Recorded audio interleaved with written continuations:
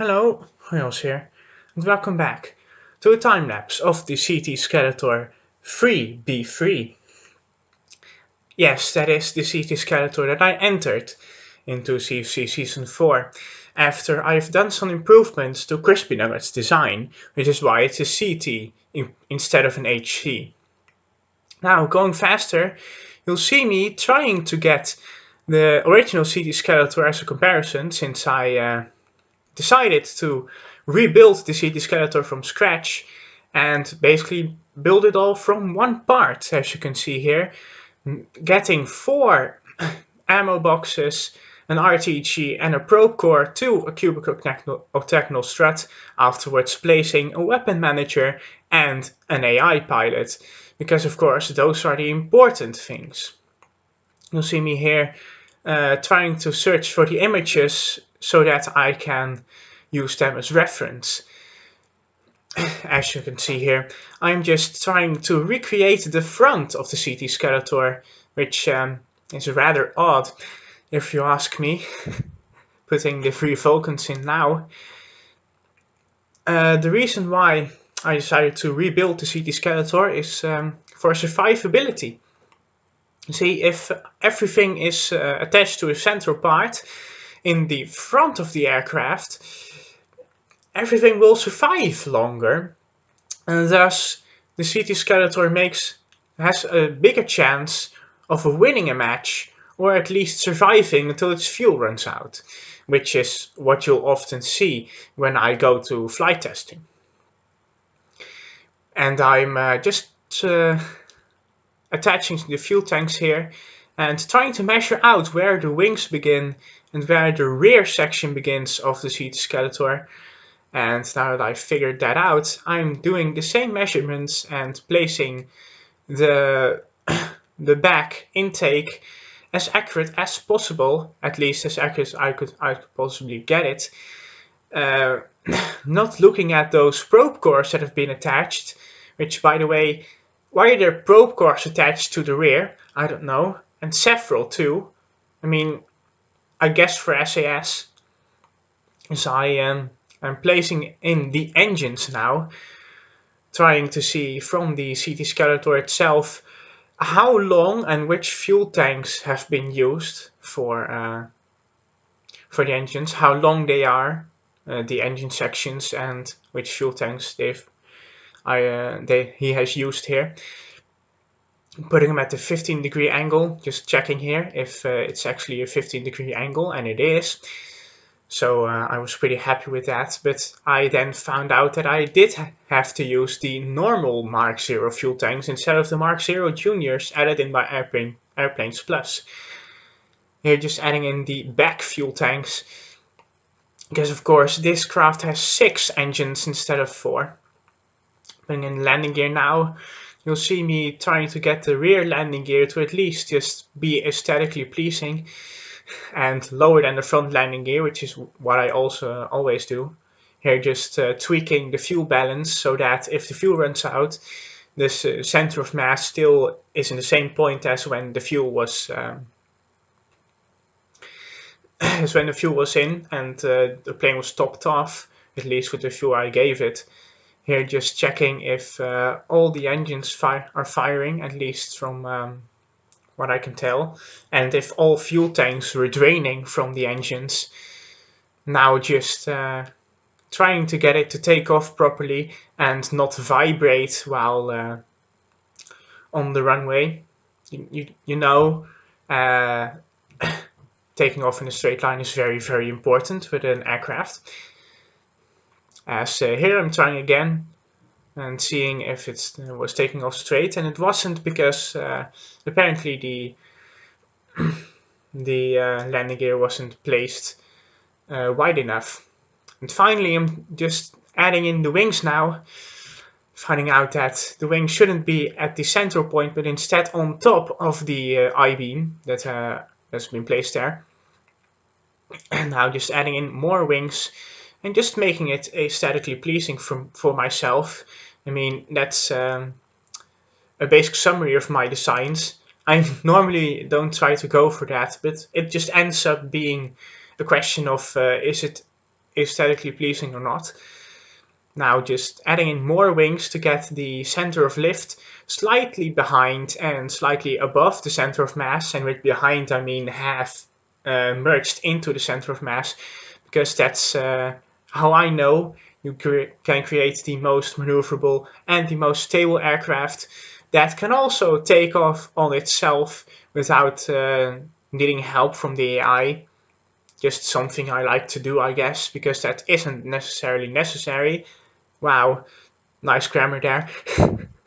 As I'm basically done now, adding in wings from what I can see. Now adding in the rear, the yaw, the vertical stabilizers, and of course the yaw, because every good aircraft needs yaw, and aircraft that do not have yaw are very weird aircraft. CD Horton 229. As I'm trying to test it again, and it's just going to vibrate out of control and explode immediately, because that is the disadvantage of mounting every part to a single part.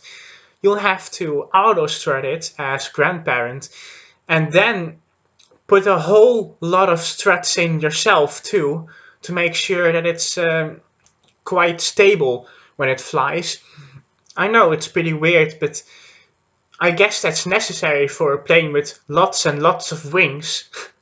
Here I'm just trying to see how the craft would take off for fun. And I finally see now that it's actually the engines causing the vibration, so putting up some struts on the engines. And now finding out that it doesn't vibrate anymore, so taking off and doing the usual maneuverability tests. And then finding out that everything is still vibrating and flexing. So maybe I should just re-auto-strut it, was my guess. But turns out to not be the case, as I have yet more struts to place in to make sure that everything doesn't flex all over the place. Just an aesthetically pleasing thing again, because flexing all the wings all over the place while maneuvering isn't actually all that harmful for a craft, from what I can tell. Well, I mean, if I think about it, maybe it's a little bit harmful to your drag, creating more drag, as I'm testing and as I'm setting up actually the first flight test, and then finding out that maybe the landing gear should be placed more upward, as it really struggles to get off here, and now it's just testing for the battle. I thought here that actually it was the engines placed at a 15-degree angle causing the weird roll / yaw thing and pitching thing, the roll pitch thing and yaw thing. That's pretty weird. But eventually it just turned out that my canards were also enabled for yaw, which I thought I had disabled for yaw. As you can see, one of the Ct Skeletors being slightly beaten up by the HA6 longswords in testing, and going down slowly, but still going down as it crashed into the ground. And the other one also crashed into the ground, so my guess was I just have to improve the design. And by improving the design, I thought, well, I should make every engine straight and in one line, so that my center of thrust is in line with my center of mass, which is also pretty important. Here just seeing how the center of mass would work out if I had maintained that engine layout, and thus deciding that maybe that engine layout wasn't the best thing to choose. Also repositioning the landing gear because, well, obviously aesthetically pleasing. Then finding out that it's tail strikes, or at least sits on the tail, so some adjusting of the gear was needed. And then still finding out that it rests on the tail of the aircraft. Slowly starting to think about if I should replace the landing gear. Now just rebalancing fuel again. I don't know why, but I thought that I should rebalance fuel. And then adding in intakes, which gave it that distinctive Ct Skeletor 3 look. Now finally coming to the conclusion that maybe I should attach different landing gear, at least to the front.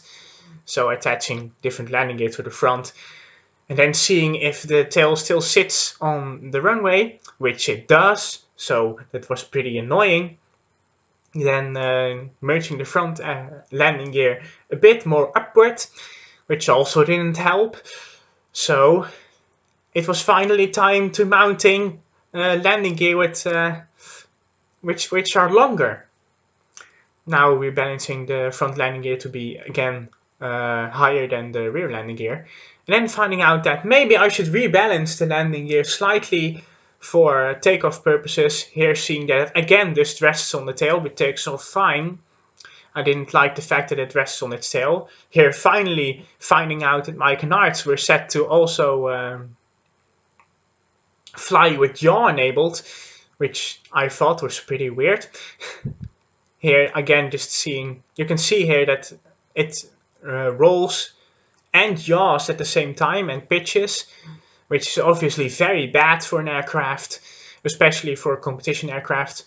Still not finding out here that it's because of the canards, actually. I thought I had found out, but I guess I didn't. Trying to find out that maybe it's something to do with the drag not being centered, which it wasn't. Now placing more struts in, because maybe that would be the cause. The answer was no, as you may have noticed from my commentary. Now here in hindsight, viewing the time lapse again, just seeing that the yaw, and then finally noticing that my pitch only canards were also set to work with roll and yaw, which I thought to myself, wow, I'm a real idiot for not noticing that. And now finally the aircraft just pitches straight instead of crooked, which it was doing obviously because it had yaw enabled on those canards.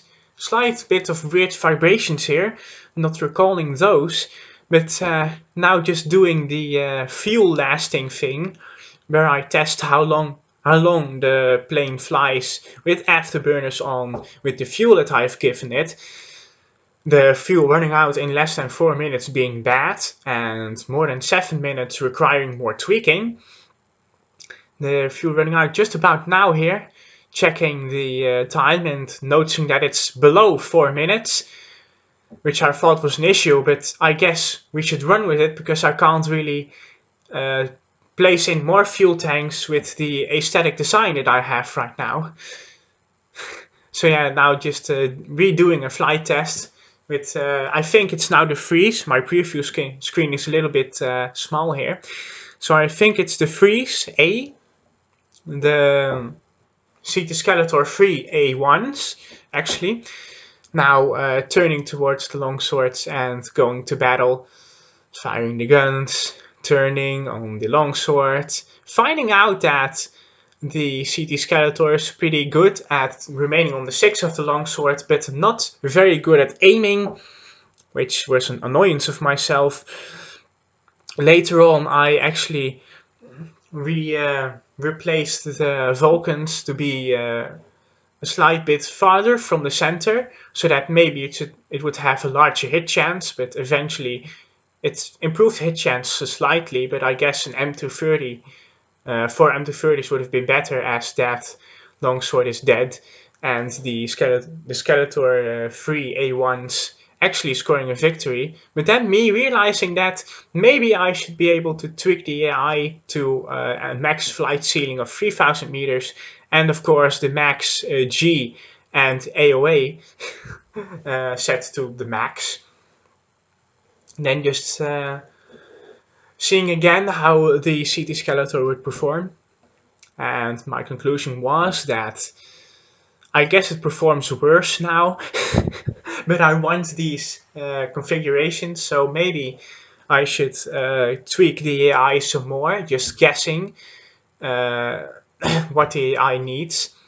You can see here that just the Skeletor is not able to hit the longsword, also crashing into the ground now that max AOA and max G is enabled, which I found pretty weird.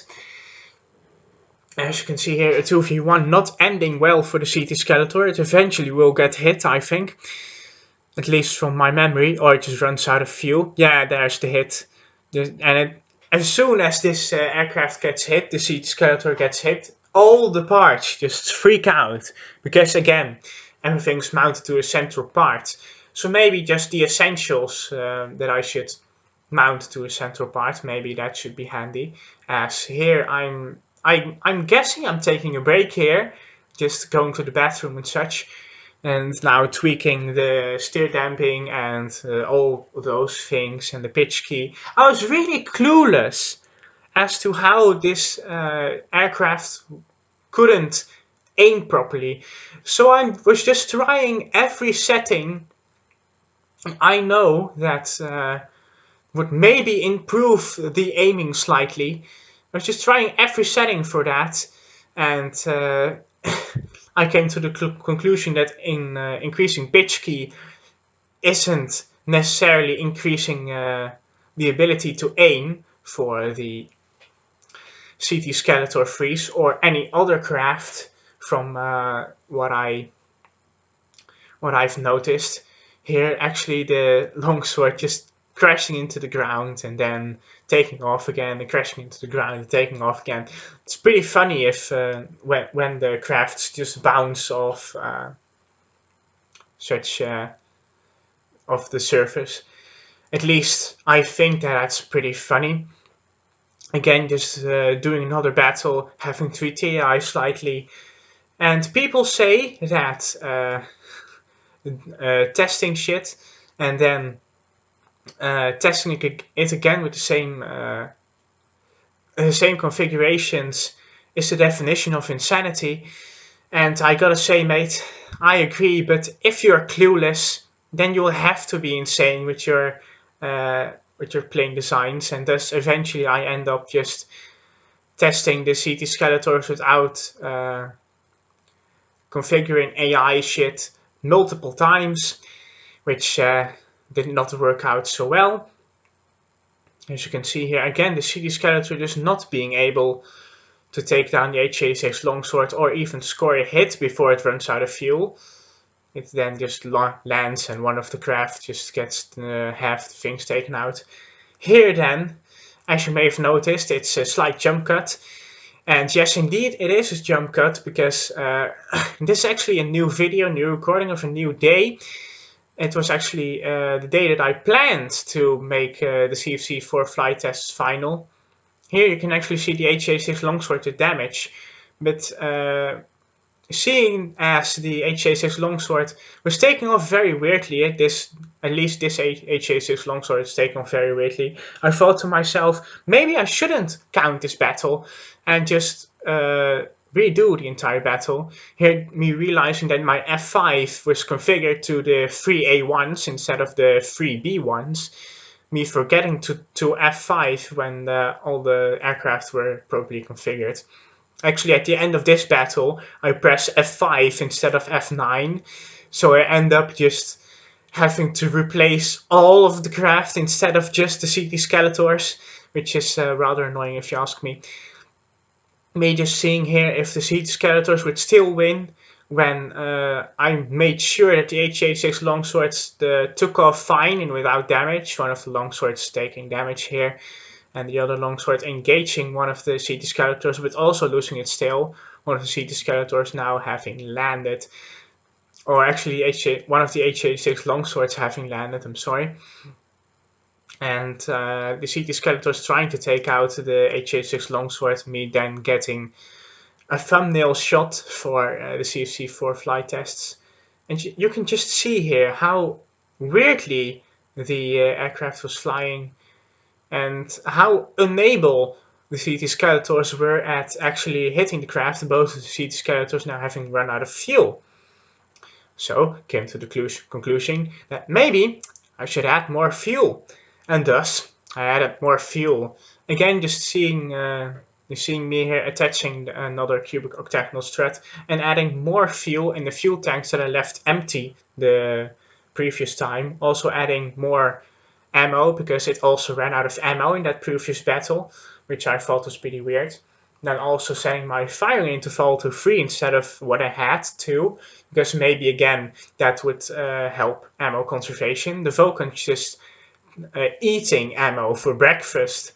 lunch and dinner. As I just test the B2s here now, and just doing the usual things here for the Ct Skeletor. At least just remaining on target better here, but still not really being able to hit, but being able to hit better than the previous iteration of Ct Skeletors, which of course had those original Vulcan mountings.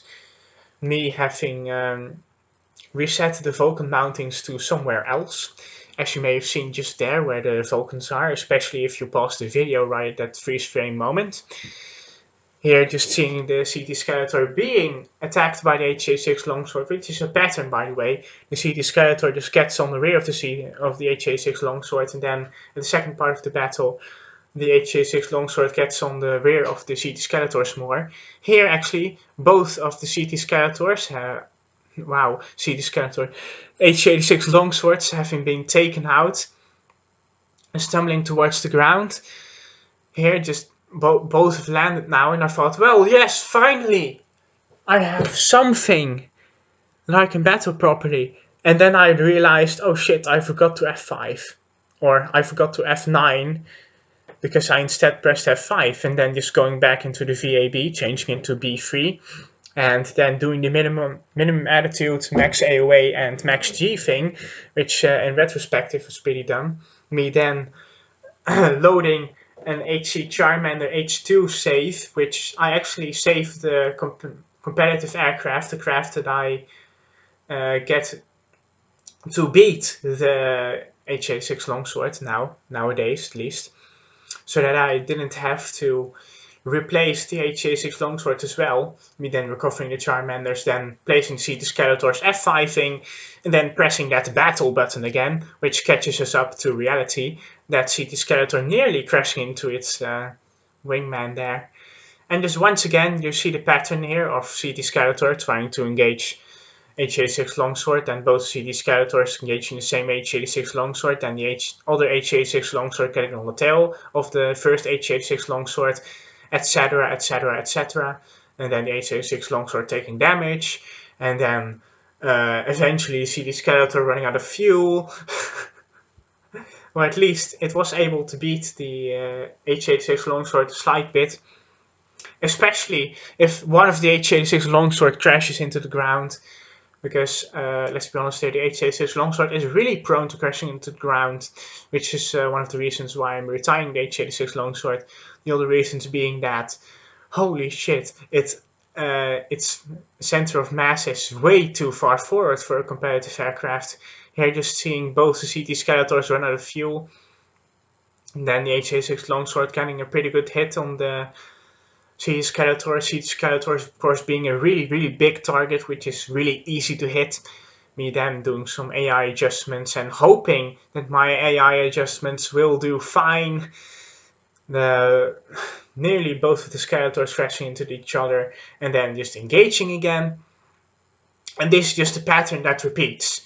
It's Skeletor engaging H86 Longsword, both Skeletors engaging one H86 Longsword, one H86 Longsword getting on the back of one Skeletor, two H86 Longswords getting on the back of one Skeletor engaging two H86 Longswords, etc, etc, etc, until the H86 Longswords take damage, with the Ct Skeletors not receiving damage at all, which by the way is pretty cool. The Ct Skeletor not being able to receive any damage from the H86 Longsword unless runs out of fuel, or it makes a really, really dumb mistake, which, let's be honest, the AI sometimes make really, really dumb mistakes.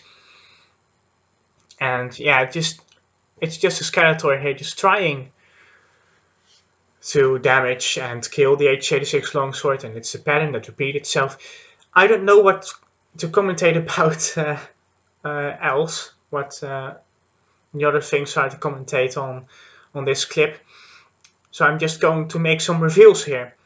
From next week, next Wednesday is the plan. I'm going to launch the 4th season of Star Fighter competition. The bracket's not yet known to me, And my entry is not yet known to you, although in this time lapse you did see my Charmander entry. And if you're in the Discord, you did see all the screen caps of my entries. So you basically know all the entries if you join in Discord. Actually, me noticing now, this is the final battle, and it's nearly time to close off the video. So I guess I should now. You can see the H86 longsword just making one desperate attempt after another, trying to down the Ct Skeletors, and then the Ct Skeletors making one desperate attempt after another, trying to down the H86 longsword, etc., etc., etc., until one wins. But yeah, that has been this video, this time lapse, and yeah, I hope you enjoy the time lapse where I do voiceover instead of a time lapse where I do music, because I normally do time lapses of like 30 minutes with music on my channel instead. So yeah, I hope you enjoyed the video, and if you don't, please leave me a comment why you didn't. And yeah, this has been the video. Let's get to the outro with Beer Credit Voice Pop.